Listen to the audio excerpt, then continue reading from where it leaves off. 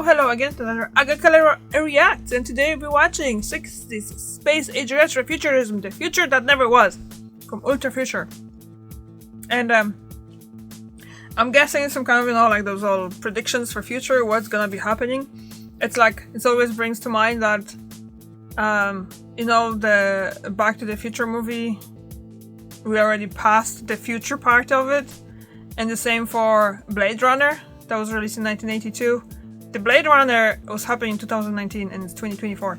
So let's see what people were predicting to see in the future that didn't happen. Imagine you are born in the 1940s. That's cool. As a kid, spaceflight is but a dream, only possible in the first science That's fiction Metropolis, movies isn't that it? you can watch on television. Then in 1957, you hear about the first artificial satellite launched by the Soviet Union, Sputnik. Then, as a teenager, in the early 60s, you witness an ever greater acceleration of impressive space travel technology. The first man in space, the first spacewalk, ever greater advances in human spaceflight. Then in 1967, you witness the launch of a gigantic rocket, larger than any rocket that came before. And then in 1969, in your early 20s, you see two men landing on the moon live on television. In only 12 years, humanity went from having no spaceflight capability at all to landing men on the moon. What would that do to your imagination? What would these extraordinary events do to your worldview, to how you would see the future of humanity? Wouldn't you believe that an incredible age of technological innovation had begun? Wouldn't you then naturally, of course, believe that in the year 2000, humanity would have huge bases on the moon, would have landed on Mars, and that we would live by that time like hitherto only imagined in science fiction movies? This, dear futurists, is what happened to many who grew up during that time. Naturally, of course, optimistic and overly technological visions of the future were the consequence. So how did people in the 60s imagine the coming decades until the year 2000 and beyond? Hello dear futurists, welcome to Ultra Future, the channel where we're discussing all things future related. Make sure to like and subscribe, and let's get started. Let's begin with the home of the future. How did people in the 60s imagine that we would live by the year 2000? In 1962, a designer named Charles Schritte created a series of illustrations in which he imagined how people would live a few decades into the future. This illustration here depicts a woman following gymnastics exercises on TV in a large, very bright and glassed living room. The woman following gymnastics on TV turned out to be remarkably accurate. But while the living room certainly looked very futuristic in 1962, such a design is probably impractical, as it is far too hot in summer and too cold in winter. How about Christmas time in the future? Well, this certainly looks cold and sterile, but the kids seem to be happy about their presents. A house built over a river in a remote location. This is an interesting idea, and fascinatingly, similar houses have actually been built by some architects, especially in the 70s. And hence it turns out this was a pretty accurate prediction. In this one here, the living room has direct access via a staircase to a sea or the ocean and a boat. Brilliant idea. How about these very transparent apartments? Well, turns out people sometimes do like a bit of privacy. I really like that one here. Many of these houses, it appears, were imagined by Schritte to be built in remote locations, far away from civilization, building something atop of a river or into bedrock, giving it a unique atmosphere of technological triumph over nature.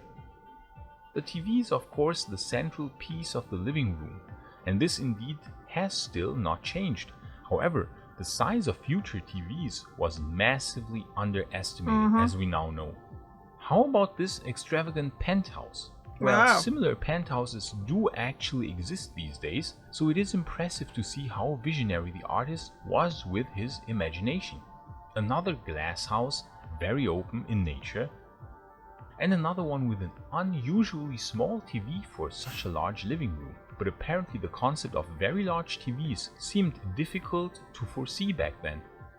Here is a home integrated into tree trunks, almost like the elven homes of fantasy books. And another one with one of those small TVs in a large glassy living room Hello, in Millie. the middle of nowhere. But the carpet looks quite cozy.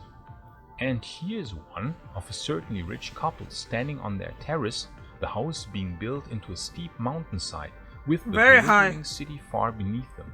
Wow. Such houses do exist, even though I personally wouldn't feel so safe in one of them.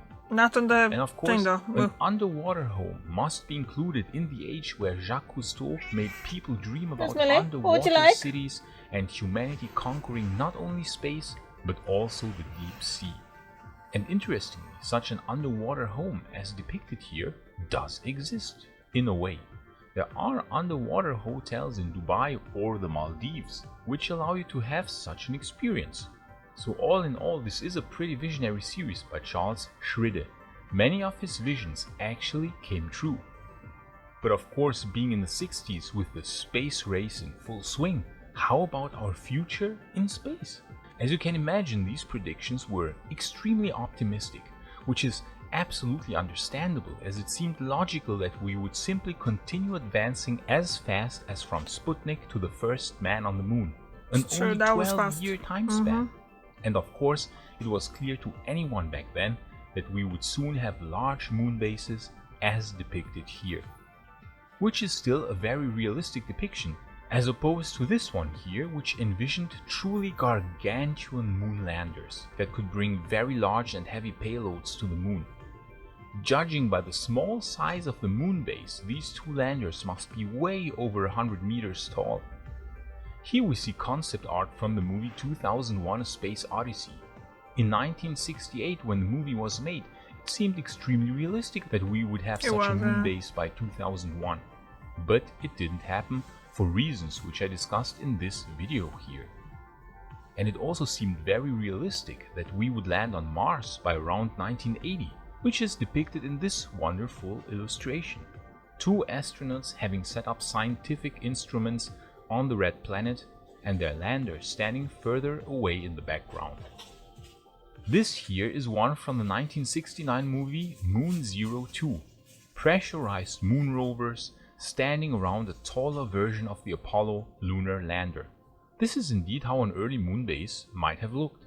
Or this here, which apparently someone drew that didn't understand perspective too well, but it depicts realistic year, as would have been used from Apollo hardware if the Apollo moon base plans wouldn't have been cancelled back in 1967. This here is also a very realistic NASA concept of an early small moon base with pressurized base landers, one of which is connected via a passageway to an inflatable type of habitat. Later then, underground bases would have been built, as these provide the best protection from solar and cosmic radiation and from micrometeorites, all of which would otherwise pose a problem on the lunar surface.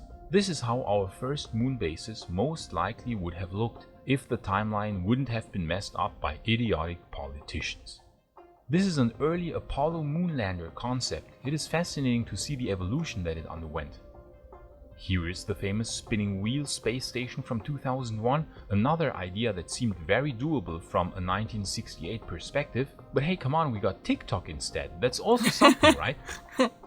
This one here is from the early 60s, before the moon landings, depicting a moon base. And the Soviets, of course, also had moon base plans, which never came to pass, since their N-1 rocket unfortunately repeatedly exploded. Here is one for a change that really did happen. The Saturn V rocket really was pulled out of NASA's giant assembly building, the entire way to the launch pad. Now, how about the city of the future? How did people in the 60s imagine that? It looks like an airport. Well, for Los Angeles airport, a giant dome was imagined, because large domes were all the rage back then, especially glassed ones, so that it gets super hot in summer. And of course, no vision of the future is complete without the monorail. Here is a hanging monorail concept from the early 60s. And the idea of highways with trams going through buildings seemed especially futuristic. It still is these days, but that one actually has come to pass. We can see such things in Chongqing, China, or in Miami, or in Detroit in the USA. So that is again a vision of the future that came to pass, even if not quite as exaggerated as imagined. How about another one with monorails? This illustration is surprisingly tame and realistic. Such hanging monorail systems exist in quite a few places, especially in Japan. You can see and ride on quite a few of those. Too bad monorails never took off in the US, but this is how such an alternate monorail-heavy US would most likely have looked. Travel. How about one with super fast transportation? Imagine shooting at super high speeds through tunnels in rockets underground. This is how they imagined the future of high-speed passenger transport in the 60s. It looks like some modified version of Hyperloop. Maybe sooner or later that vision will come to pass after all.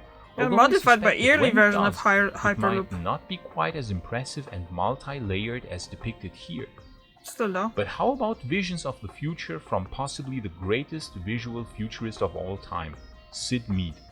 He probably created some of the most fascinating and impressive visions of the future, and I will certainly make an entire video about his art.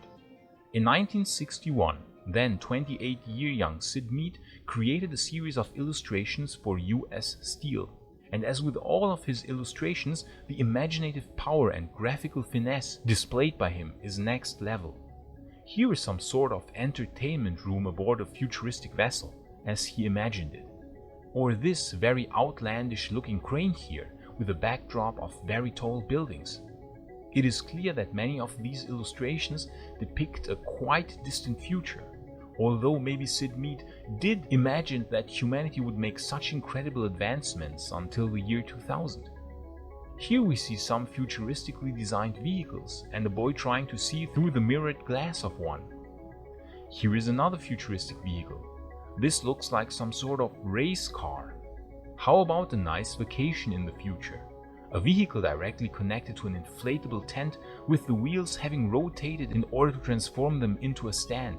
Pretty genius idea. Even the kayak is futuristic looking. In this illustration we can see how far ahead Sid Mead's visions actually were. This still looks over the top futuristic even today. Huge highways through skyscraper valleys and insanely flat and sleek cars. Or how about that one? There is just so much to absorb in this illustration. What's with the cat? A very long and flat, outrageously designed car. The cityscape Lily, in the I'm background, not talking about you. or the Talking about the cat in the picture. tiger creature on the left. Fascinating. As is this one here of the interior of a giant rotating torus-shaped space station. This is far That off looks even a lot from like today's from the one from Elysium and movie. this is how Mead envisioned an emergency rescue team of the future. People are being rescued from a faraway fire or explosion in super futuristic vehicles. Or that one here of a man ascending ladders to a futuristic house where a woman in yellow is looking quite happy to see him. Of course, there are very futuristically designed cars in the background and to the side. So we can see while some of the visions of the future, especially the Carl Schroeder's House of the Future, indeed came to pass in quite a similar way. Others, especially the spaceflight ones and Sid Mead's illustrations, still seem futuristic even today, as nothing of these visions has yet materialized. Only the car design is maybe slowly starting to look a bit more futuristic, with the latest designs going into a Sid Mead-esque direction. But otherwise, even this today, one looks like a brick. some visions The other ones of are the nice and 60s smooth and still kind of seem wondrous and flowing. far off, especially those by Sid Mead.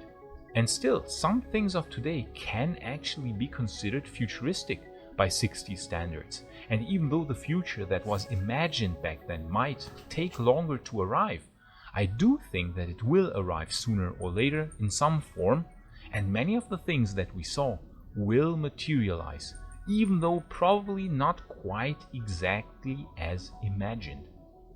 If you are a futurist like me with a fable for 60s retro futurism, then please like and subscribe, since it would greatly help this new and small channel. And please consider supporting me on Patreon, because that would allow me to make more and better videos. So then, dear futurists, see you in the future.